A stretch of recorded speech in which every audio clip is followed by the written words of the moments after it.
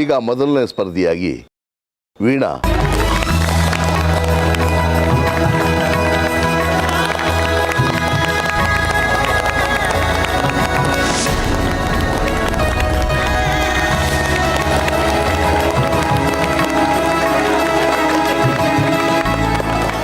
ಎಲ್ಲರಿಗೂ ನಮಸ್ಕಾರ.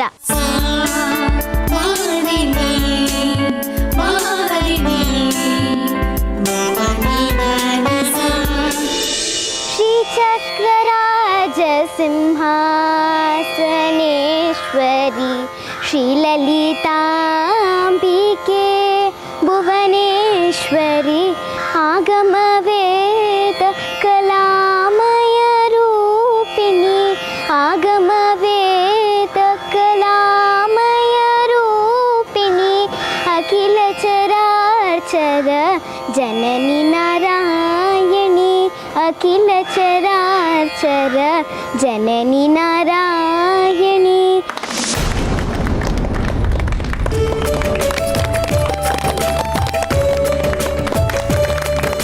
ಈಗ ಎರಡನೇ ಸ್ಪರ್ಧಿ ಕುಮಾರಿ ಸೌಗಂಧಿಕಾ.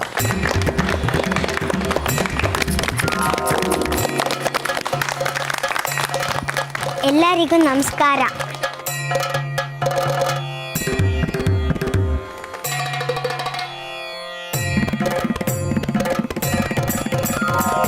ಐಗಿರಿ ನಂದಿನಿ ನಂದಿತ ಮೇದಿನಿ ವಿಶ್ವ ವಿನೋದಿನಿ ನಂದನುತೆ ಗಿರಿವರ ವಿನ್ಯ ಶಿರೋಹಿಣಿ ವಾಸಿನಿ ವಿಷ್ಣು ವಿಲಾಸಿನಿ ಜಿಷ್ಣುನುತೆ ಭಗವತಿ ಹೇಷಿತಿ ಕಂಠ ಕುಟುಂಬಿನಿ ಧೂರಿ ಕುಟುಂಬಿನಿ ಧೂರಿ ಕೃತೆ ಜಯ ಜಯ ಹೇ महिषासुर मर्दिनि रम्यकपर्दिनि शैलसुते.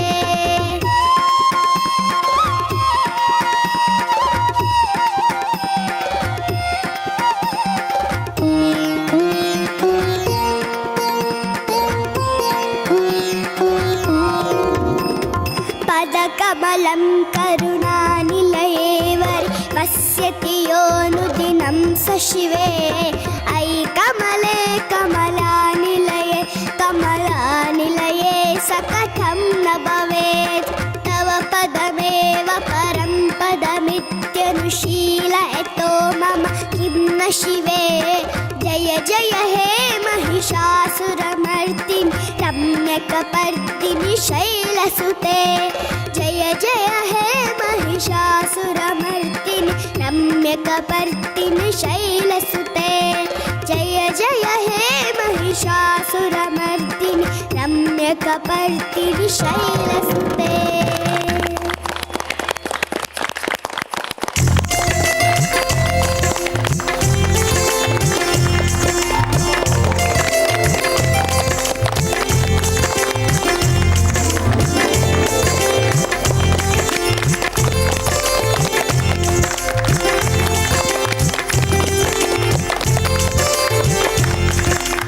ಚೆನ್ನಾಗಾಡಿದೆ.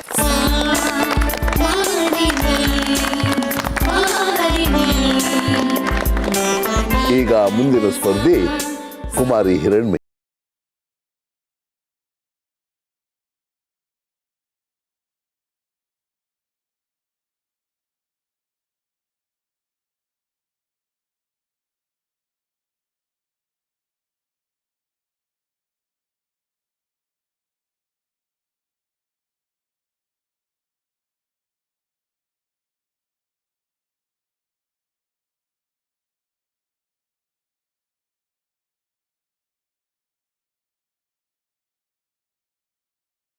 ಹರಸು ತಾಯಿ, ಹರಸಮ್ಮ.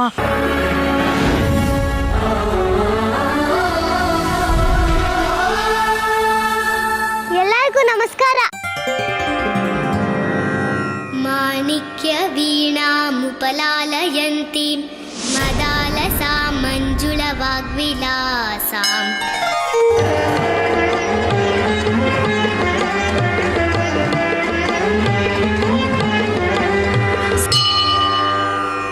ಮಹೇಂದ್ರ ನೀಲದ್ಯುತಿ ಕೋಮಲಾಂಗೀಂ ಮಾತಂಗ ಕನ್ಯಾಂ ಮನಸಾ ಸ್ಮರಾಮಿ.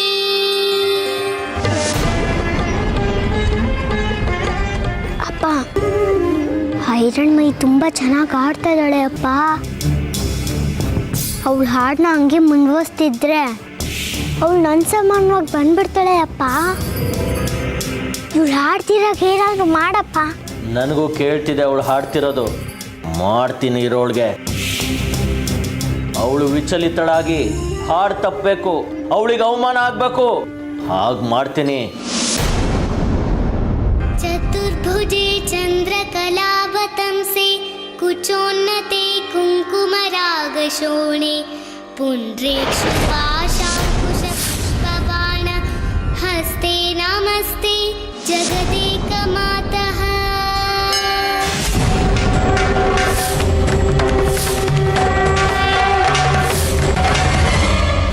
ಮಾತಾ ಮರಕತಶ್ಯಾಮಾ ಮಾತಂಗಿ ಮಧುಶಾಲಿನಿ ಕುರ್ಯಾತ್ ಕಟಾಕ್ಷಂ ಕಲ್ಯಾಣಿ ಕದಂಬವನವಾಸಿನಿ.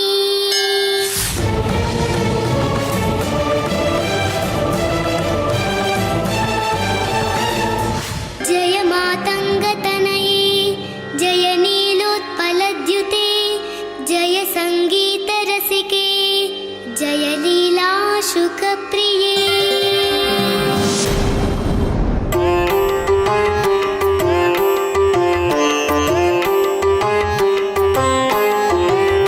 सर्वतीर्थात्मिके सर्वमन्त्रात्मिके सर्वतन्त्रात्मिके सर्वयन्त्रात्मिके सर्वपीठात्मिके सर्वतत्त्वात्मिके सर्वशक्त्यात्मिके सर्वविद्यात्मिके सर्वयोगात्मिके सर्वनादात्मिके सर्वशब्दात्मिके सर्वविश्वात्मिके सर्वदीक्षात्मिके सर्वसर्वात्मिके सर्वमुद्रात्मिके सर्वचक्रात्मिके सर्ववर्णात्मिके सर्वरूपे हे जगन्मातृके पाहि मां देवी स्तुभ्यं नमो देवी स्तुभ्यं नमो देवी स्तुभ्यं नमः.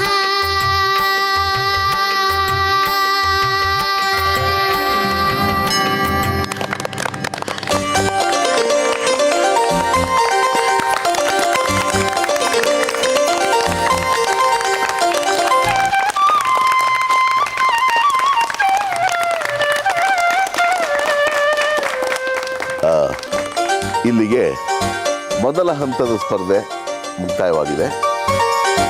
ಈ ಸ್ಪರ್ಧೆಯಲ್ಲಿ ಹಿರಣ್ಮಯಿ ಮತ್ತು ಸೌಗಂಧಿಕಾ ಸರಿಸಮಾನವಾಗಿ ಹಾಡಿದ್ದಾರೆ.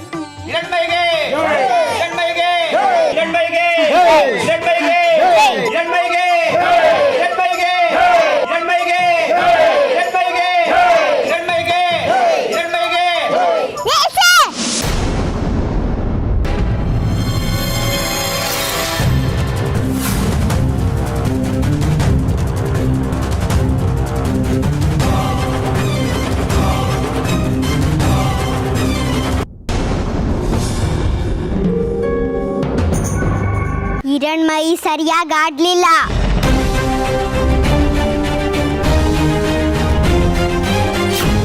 ಅವಳು ಸೋತಿದ್ದಾಳೆ. ಬಾಲಾಂಬಿಕಾ ಸ್ಪರ್ಧೆಯಿಂದ ಅವಳನ್ನ ಆಚೆ ಹಾಕ್ಬೇಕು.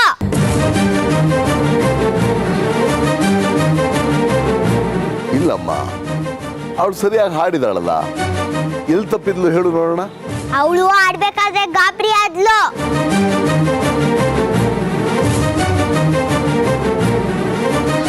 ಅವಳು ನನ್ ಮಾಡ್ಕೊಂಡು ಆಡಿದಾಳೆ. ಅದೇನೇ ಇರಬಹುದು ಮಗು, ಅವಳ ಹಾಡುಗಾರಿಕೆಯಲ್ಲಿ ಯಾವ ಪದಗಳನ್ನು ತಪ್ಪಾಗಿ ಉಚ್ಚರಿಸಲಿಲ್ಲ.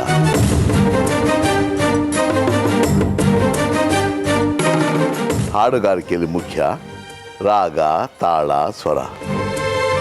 ಅದನ್ನ ಸರಿಯಾಗಿ ಹಾಡಿದ ಮೇಲೆ ಮುಗೀತಲ್ಲ. ನಾವು ಮುಖ್ಯವಾಗಿ ಪರಿಗಣಿಸೋದು ಇದನ್ನೇ. ಹಾಗೆ ನೋಡಿದರೆ ಹಾಡುಗಾರಿಕೆಯಲ್ಲಿ ಅವಳು ಸ್ವಲ್ಪ ವಿಚಲಿತಳಾದರೂ ಅದನ್ನು ಸರಿತೂಗಿಸ್ಕೊಂಡು ಹೋದ್ಲು. ಅದಕ್ಕೆ ಹೆಚ್ಚಿನ ಅಂಕ ಇದೆ.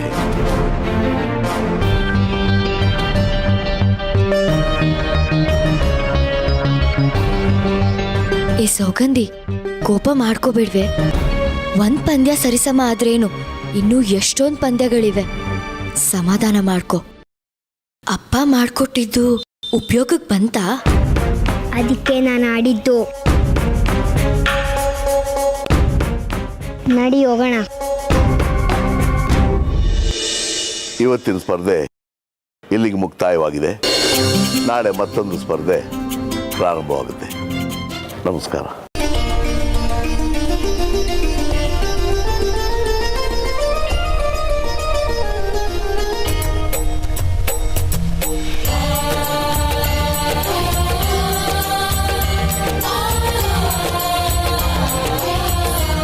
ತುಂಬ ಚೆನ್ನಾಗಿ ಹಾಡಿದೆ ನನ್ನ ಕಂದ.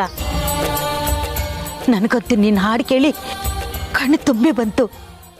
ಹೀಗೆ ಮುಂದುವರಿಲಿ ನಿನ್ನ ಗೆಲುವು. ಕಂದ, ತುಂಬ ಚೆನ್ನಾಗಿ ಹಾಡಿದೆ. ನಿನ್ನ ಹಾಡು ಕೇಳಿ ಎಷ್ಟು ದಿನ ಆಗಿತ್ತು ಗೊತ್ತಾ?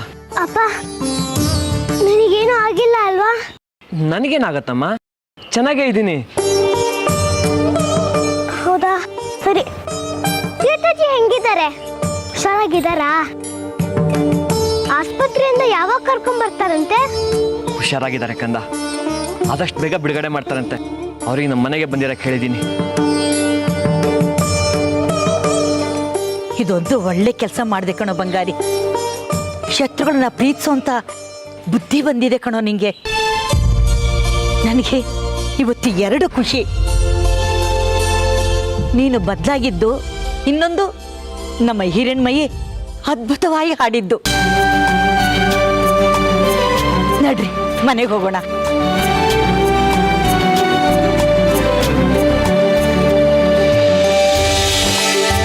ಹಿರಣ್ಮಯ್ಯೆ, ಅಲ್ಲಿ ನಿಂತ್ಕೋ. ನೋಡು, ನೀನು ಬಾಲಾಂಬಿಕೆ ಸ್ಪರ್ಧೆಯಲ್ಲಿ ಅಬ್ನೂರ್ ದೇವಸ್ಥಾನದಲ್ಲಿ ಮೊದಲಿನ ಪಂದ್ಯ ಗೆದ್ದು ಬಂದಿದ್ಯಾ.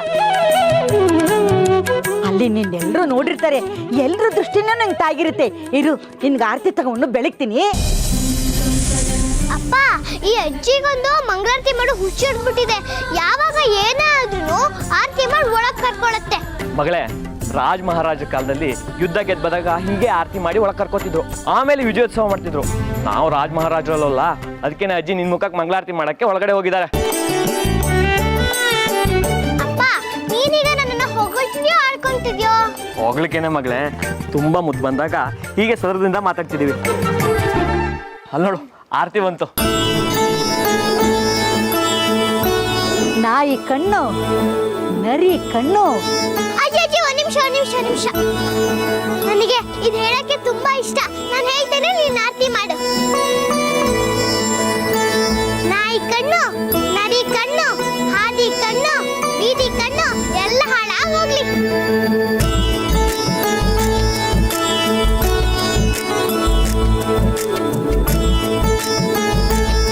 ಒಂದು ನಿಮಿಷ ನಿಂತ್ಕೋ. ಅಲ್ಲ, ಮನೇಲಿ ಒಂದಿನ ಹಾಡನ್ನ ಅಭ್ಯಾಸ ಮಾಡಿ ಕೇಳಿಲ್ಲ. ಅದನ್ನೆಲ್ಲ ಎಲ್ಲಿ ಕಲ್ತೆ ನೀನು? ಅಪ್ಪ, ಮನೇಲಿ ಕಲಿಯಲ್ಲ ಅಂದ್ರೆ ಏನಂತೆ? ನಾನು ಶಾಲೆಗೆ ಹೋಗ್ತೀನಿ ಅಲ್ವಾ, ಅಲ್ಲಿ ಮೆಸ್ಟಮ್ಮ ಎಲ್ಲ ಹಾಡುಗಳನ್ನು ಹೇಳ್ಕೊಡ್ತಾರೆ. ಅಲ್ಲಿ ಕಲ್ತ್ಕೊಂಬಂದು ಇಲ್ಲಿ ಹೇಳ್ತೀನಪ್ಪ. ನೀನು ಇವತ್ತೆಲ್ಲ ಏನು ಗೊತ್ತಾಗಲ್ಲ. ನೀನು ಸುಮ್ಮನೆ ಹೋಗು, ನಾನು ಅಮ್ಮನವ್ರಿಗೆ ಎಲ್ಲ ಬೇಡ್ಕೊಂತೀನಿ. ಆಯ್ತಮ್ಮ ಮಹಾರಾಣಿ, ಒಟ್ನಲ್ಲಿ ಸ್ಪರ್ಧೆಯಲ್ಲಿ ಗೆದ್ದಿಯಲ್ಲ, ಅಷ್ಟು ಸಾಕು.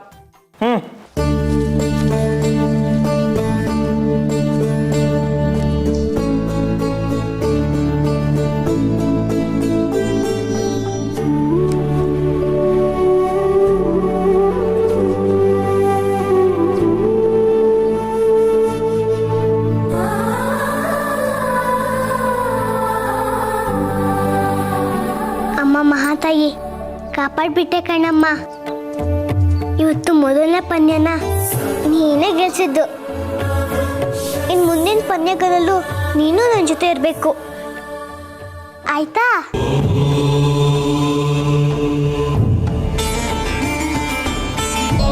ಅಜ್ಜಿ, ಅಜ್ಜಿ ಬಂದ್ರಾ? ಬನ್ನಿ ಬನ್ನಿ ಸೀತಮ್ಮನವ್ರೆ, ಬನ್ನಿ ಕೂತ್ಕೊಳ್ಳಿ. ಬಂಗಾರಿ ಎಲ್ಲ ವಿಷಯನೂ ಹೇಳಿದಾನೆ, ಎಲ್ಲ ಗೊತ್ತಾಗಿದೆ. ನೀವೇನು ಚಿಂತೆ ಮಾಡ್ಕೋಬೇಡಿ. ಯಾಕೆ ಈ ಥರ ಮಾಡ್ಕೊಂಡ್ಬಿಟ್ರಿ? ಸಮಾಧಾನವಾಗಿರಿ. ರಶ್ಮಿ, ಬಾರಮ್ಮ, ಇವ್ರು ತಿನ್ನೋದಕ್ಕೆ ಏನಾದರೂ ಮಾಡೋಣ ಬಾ. ಒಳಗಡೆ ಏನಿದೆಯೋ ಇಲ್ವೋ, ನಾನು ಅಂಗಡಿಗೆ ಹೋಗಿ ಸಾಮಾನುಗಳು ತರ್ತೀನಮ್ಮ. ಅಮ್ಮನ ನೋಡ್ಕೊ. ಸರಿನಪ್ಪ. ಅಮ್ಮ, ಆಸ್ಪತ್ರೆಯಲ್ಲಿ ಎದ್ದು ಮೈ ಎಲ್ಲ ಜಡ್ಡು ಹಿಡ್ದಿರುತ್ತೆ. ನೀನು ಹೋಗಿ ಸ್ನಾನ ಮಾಡ್ಕೊಂಡು ಸುಧಾರಿಸ್ಕೊ. ನಾ ಅಡ್ಗೆ ಮನೆಗೆ ಹೋಗಿ ಬರ್ತೀನಿ. ಸರಿ ಕಣೆ. ಹಿರಣ್ಮಯಿ ಎಲ್ಲಿ ಕಾಣಿಸ್ತಾ ಇಲ್ವಲ್ಲ? ಅಜ್ಜಿ, ನಾನು ಇಲ್ಲಿದ್ದೀನಿ. ಬಂದ್ಲು ನೋಡು. ನೀವು ಅವ್ರ ಜೊತೆ ಮಾತಾಡ್ತಿರೋ, ಬರ್ತೀನಿ.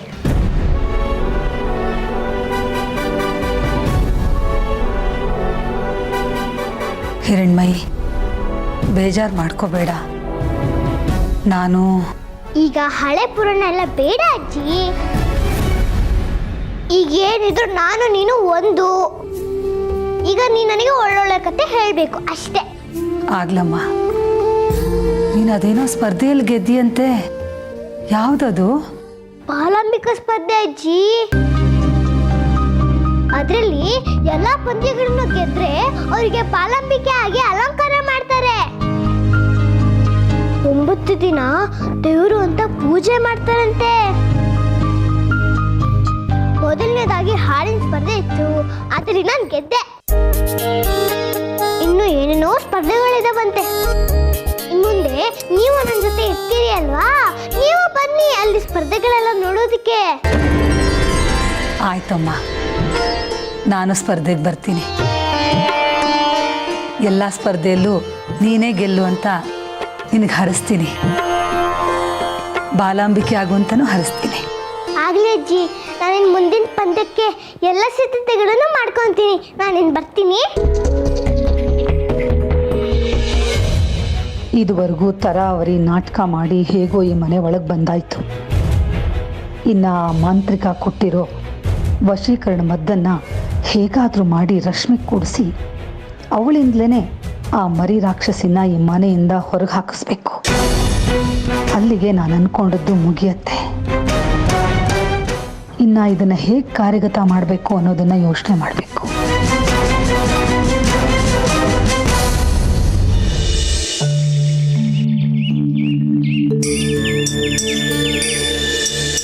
ಅಮ್ಮ ಮಹಾತಾಯಿ, ಇವತ್ತು ನನ್ನ 2ನೇ ಪಂದ್ಯ. ಇವತ್ತು ನಿನ್ನ ಸಹಾಯ ನಂಗೆ ಬೇಕೇ ಬೇಕು.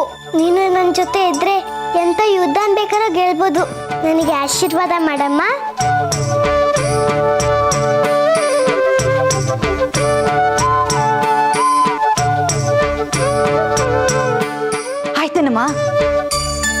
ಆಯ್ತೇನಮ್ಮ, ದೇವ್ರ ಹತ್ರ ಆಶೀರ್ವಾದ ಪಡ್ಕೊಂಡಿದ್ದು. ಬೇಗ ನಡಿ, ಹೊತ್ತಾದ್ರೆ ಮೇಲೆ ಸ್ಪರ್ಧೆಗೆ ಜಾಗ ಸಿಗೋದಿಲ್ಲ. ನೋಡಕ್ ಹೋಗ್ಬೇಕು, ಬೇಗ ನಡಿ. ಅಜ್ಜಿ ಅಜ್ಜಿ ಅಜ್ಜಿ, ನಾನು ಸಿದ್ಧವಾಗಿದ್ದೀನಿ. ಏನಮ್ಮ ಹಿಂಗೆ ಕೂತಿದ್ಯಾ? ನೀನ್ ಬರಲ್ವಾ? ಇಲ್ಲ ಕಣೆ ರಶ್ಮಿ, ನಾನು ಬರಲ್ಲ. ನನಗೆ ಇನ್ನೂ ಸುಸ್ತಿದೆ, ಚೇತರಿಸ್ಕೊಂಡಿಲ್ಲ ನಾನು. ಅದು ಅಲ್ಲದೆ ಅವತ್ತು ಊರಿನವ್ರ ಮುಂದೆಲ್ಲ ಅವಮಾನ ಆಗೋಗಿದೆ. ತಿರ್ಗಾ ನಾನು ಅಲ್ಲಿಗೆ ಬಂದರೆ ಕುಗ್ಗಿ ಹೋಗ್ತೀನಿ. ಇವ್ರನ್ನೆಲ್ಲ ಹಿಂದಿಂದ ಆಡಿಕೊಂಡು ಇವಾಗ ಅವ್ರ ಮನೇಲಿ ಇದ್ದು ಮಾಡಿಸ್ಕೊಂಡು ಅವ್ರ ಜೊತೆನೇ ಹೇಗೆ ಬರ್ತಾಳೆ ನೋಡು, ನಾಚಿಕೆ ಇಲ್ದವಳು ಅಂತ ಜನ ಎಲ್ಲ ಆಡ್ಕೋತಾರೆ ಕಣೆ. ನೀವು ಹೇಳೋದು ಸರಿನೇ. ನಾವು ಮರೆತು ಜನ ಅದನ್ನ ಮರೆಯಲ್ಲ. ರಶ್ಮಿ, ನಿಮ್ಮಮ್ಮ ಅಲ್ಲಿ ಬಂದು ಅವಮಾನ ಪಡೋಕ್ಕಿಂತ ಅವ್ರು ಇಲ್ಲೇ ಇರಲಿ, ಸುಧಾರಿಸ್ಕೊತಿದ್ದಾರೆ. ಆದ್ರೆ ನಾವೆಲ್ಲ ಇವಾಗ ಹೊರಟ್ವಿ ಅಂದ್ರೆ ಅಮ್ಮನ್ ನೋಡ್ಕೊಳ್ಳೋರು ಯಾರು? ಅಮ್ಮ ಒಬ್ಬರೇ ಆಗ್ಬಿಡ್ತಾರೆ. ಹೌದು ಕಣ ಬಂಗಾರಿ, ನಾವೆಲ್ಲ ಹೋಗ್ಬಿಟ್ರೆ ನಿಮ್ಮ ಅತ್ತೆ ಒಬ್ಬರೇ ಆಗ್ಬಿಡ್ತಾರೆ. ಅವ್ರು ನೋಡ್ಕೊಳ್ಳೋದು ಯಾರು?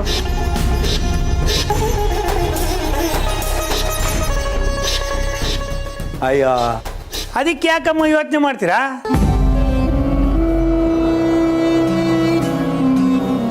ನಾನಿಲ್ವಾ ಇವಳು ಸೇವಕ? ಇವಳಿಗಿಂತ ಚೆನ್ನಾಗಿ ಅಡುಗೆ ಮಾಡ್ತೀನಿ. ನೀವೆಲ್ಲ ಹೋಗ್ಬಿಟ್ಟು ಬನ್ನಿ, ನಾನು ನೋಡ್ಕೋತೀನಿ ಇವಳನ್ನ.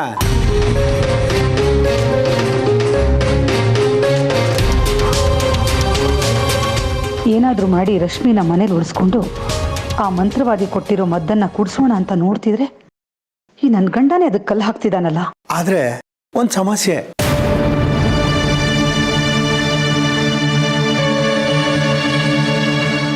ಏನಪ್ಪ ಅದು? ನಿಮ್ಮ ಅಡುಗೆ ಮನೆ ನನಗೆ ವಸ್ತು. ಯಾವ್ಯಾವ ಪದಾರ್ಥ ಎಲ್ಲೆಲ್ಲಿರುತ್ತೆ ಅಂತ ನನಗೇನು ಗೊತ್ತು? ಹುಡ್ಕೋದ್ರೊಳಗಡೆ ಸಾಕಾಗೋಗುತ್ತಮ್ಮ. ಇಲ್ಲಪ್ಪ, ಸುಮ್ಮನೆ ನಿಮಗೆ ಯಾಕೆ ತೊಂದರೆ? ಅಜ್ಜಿ, ನೀವೊಂದು ಕೆಲಸ ಮಾಡಿ, ನೀವೆಲ್ಲ ಹೋಗಿ ಬನ್ನಿ. ನಾನು ಮನೇಲೆ ಅಮ್ಮನ ನೋಡ್ಕೊಂಡಿರ್ತೀನಿ.